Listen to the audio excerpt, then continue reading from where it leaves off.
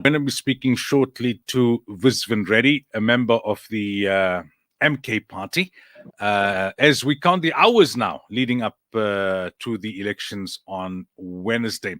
Visvin joins us now on the line here on Radio Islam International. A very good morning to you, Visvin, and welcome. Good morning, and good morning to your listeners. Thank you for having us on the program this morning.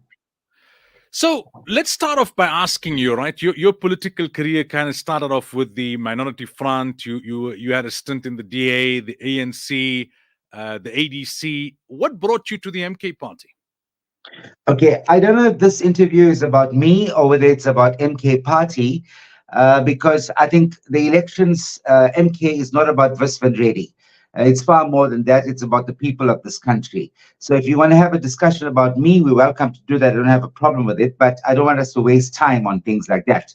Rather, we should be focusing on the manifesto of MK and what MK hopes to achieve in South Africa for citizens of this country. Yeah, as the presenter, Visvin, with respect, I get to ask the questions, right? So the relevance of why No, I don't have to. I don't have to answer. I do not have to answer. I don't have to answer questions which I don't think are relevant. First, listen to the question, sir. Yes. I'm asking you why you joined the party, because that is Right. what makes the party relevant to people. They'd be interested to know what is it about the party that appeals to you. Okay, let me explain. We're living in a country where no right-thinking South African can actually believe that things have become better for South Africans. Actually, things have become far worse under the ANC government. And through my own experience, I have found that South Africans today have to unite, and there is a need for the ANC, which is the majority party, the party in government, to actually be removed from government. The only party that is well positioned to do that is the Umkhonto weSizwe. Let me explain to you why I say this. Umkhonto weSizwe is led by President Jacob Zuma. He has been proven to be one of the most popular leaders in this country, more popular than any other leader in the country. He commands a great deal of respect and support from within the ANC. President Mandela said that if ever there was a time that the ANC had to be removed from government, it can only be the ANC that can do it. If you go back in history and you look at parties like the DA and other parties that have been promising that they will remove the ANC, they have failed dismally to do so.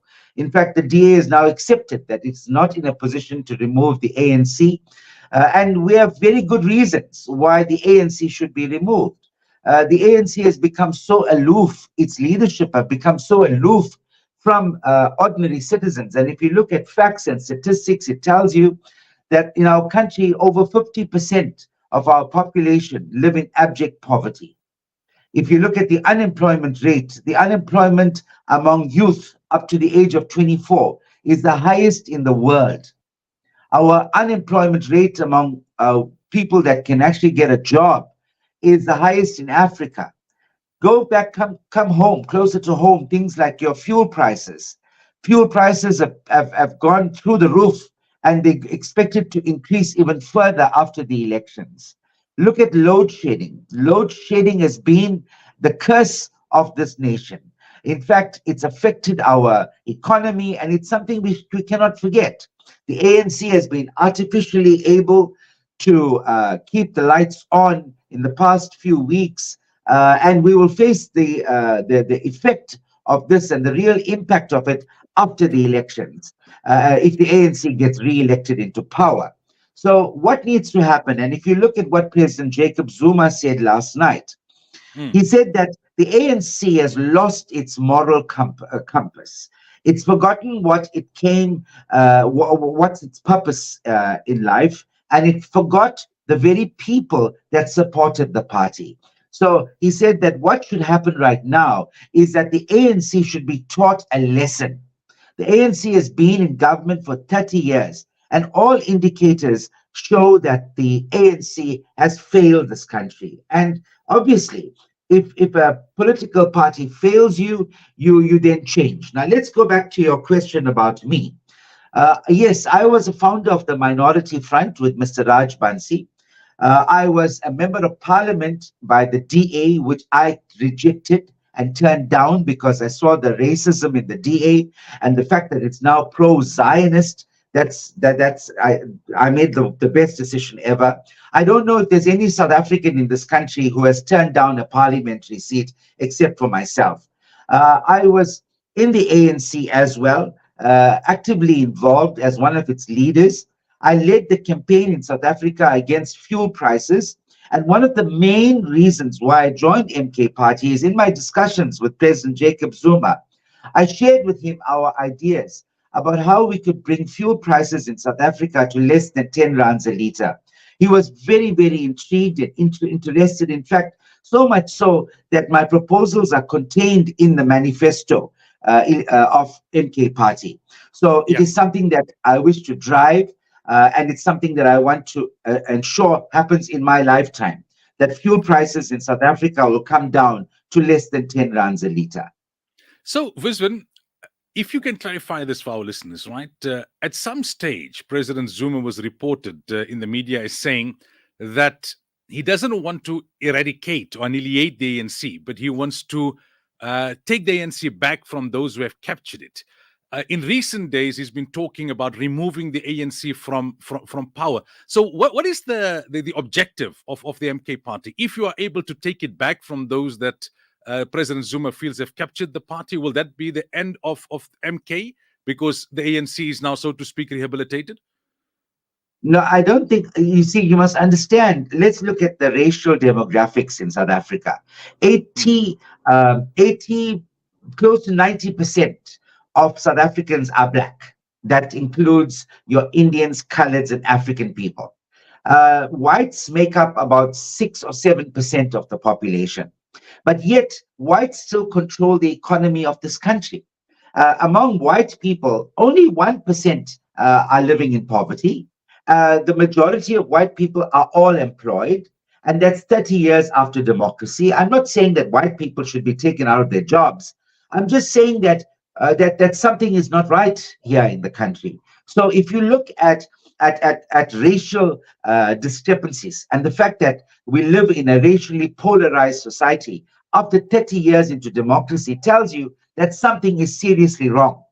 Now, when we speak about state capture, the state capture that we talk about began prior to 1994 in secret deals that were concluded between certain ANC leaders, including Nelson Mandela, and white monopoly capital. These are captains of industry that have control over the mineral resources in our country, that amass huge fortunes out of our country's resources. Now, just to paint a picture to your viewers, South Africa is not a poor country. South Africa, in terms of mineral resources, is the third wealthiest country in Africa. South Africa is also a fuel producer. So we produce things like coal, diamonds, gold, manganese, platinum, steel. All these minerals are being exported out of our country in its raw form, and they're being processed overseas and creating jobs overseas, and then brought back to the country and sold at 10 times more than what it was. I mean, I'll give you a classic example. Take fuel, Sasol fuel. Fuel, if you go to Botswana and neighboring countries, the same Sasol fuel which comes from South Africa, you'll get it far cheaper than what you would get here in the country. So the idea behind MK is to say to the ANC that you have failed to transfer the wealth from those few white monopoly industries to the people. And the reason why this has happened is simply because some of the ANC leaders have been captured. Let's unpack this. Ramaphosa has become a billionaire. Has anybody asked yourself the question, how did he become a billionaire? Was it that he invented something like Elon Musk or Warren Buffett? He's one of the wealthiest people in the world, is one of the wealthiest in Africa, is a billionaire, never invent anything, has no business of his own. He was given shares by white-owned businesses, right? And the reason why, there's no such thing as a free lunch in business. He was given these shares simply because he will come into government and he will protect that white vested interest in the country. Now, that same business, the white mm. monopoly capital, have been funding parties like your DA, Action SA, Rise Mzansi, IFP, all of these parties. But in the ANC, their proxy is Ramaphosa.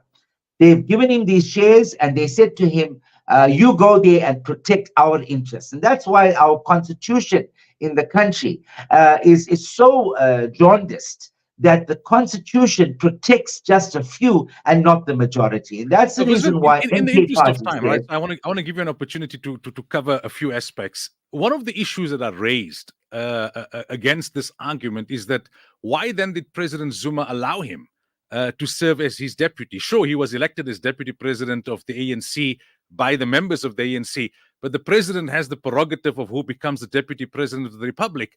And President Zuma made Ramaphosa the deputy president of the republic. Why did he do this if he knew he was the agent of white monopoly capital?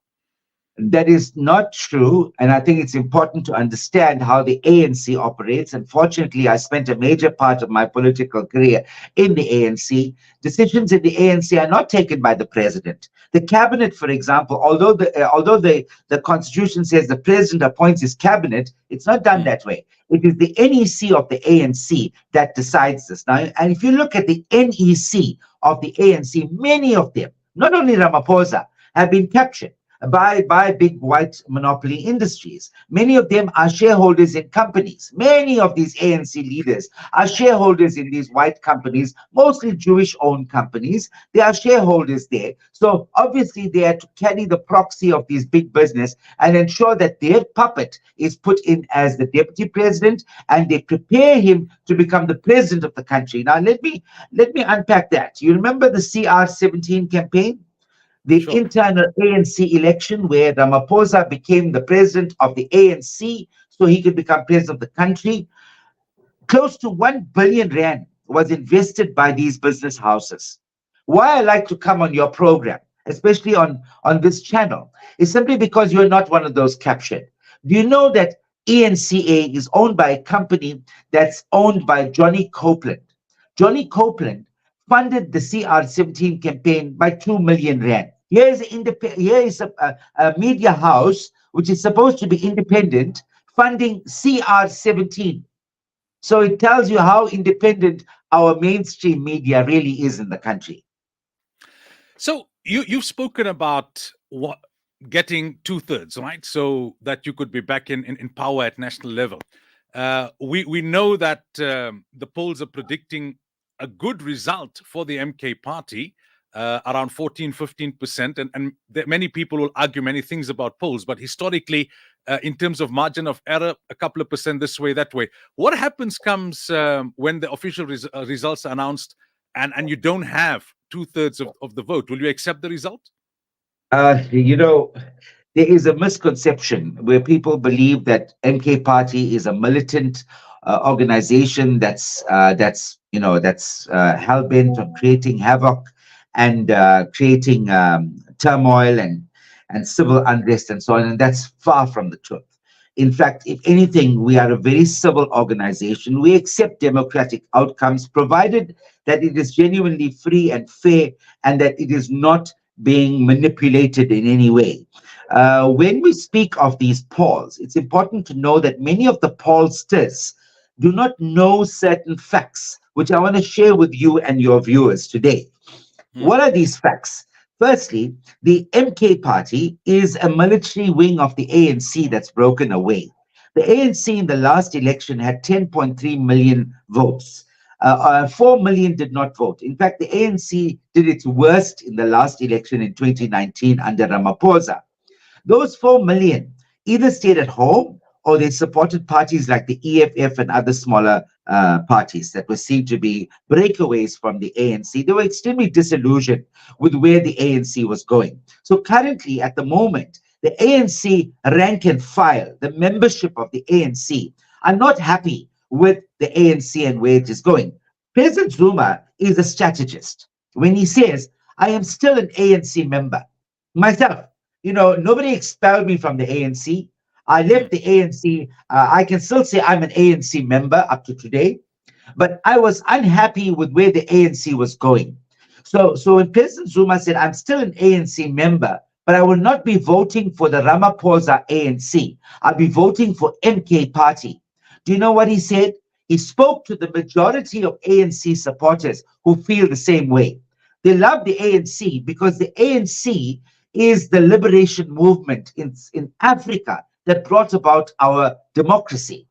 There's no doubt about it that former leaders of the ANC who have died are turning in their graves at what the ANC has become today.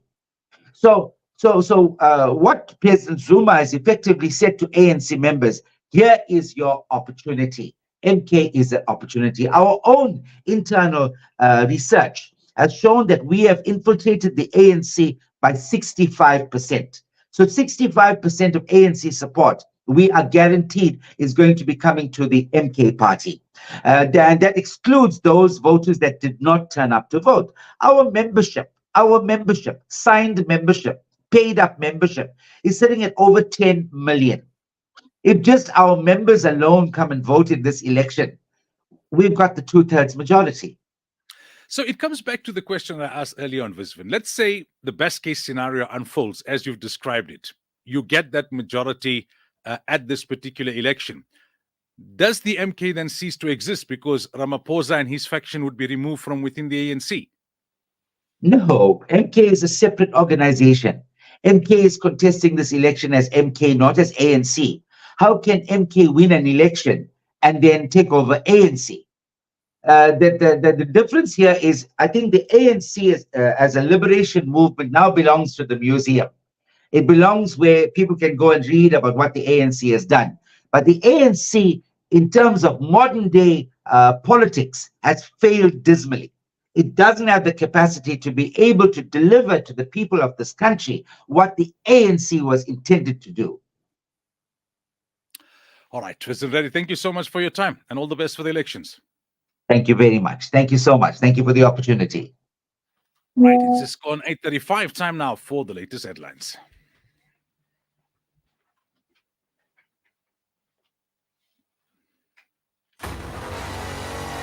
News headlines. A blitz of what's current on Radio Islam International.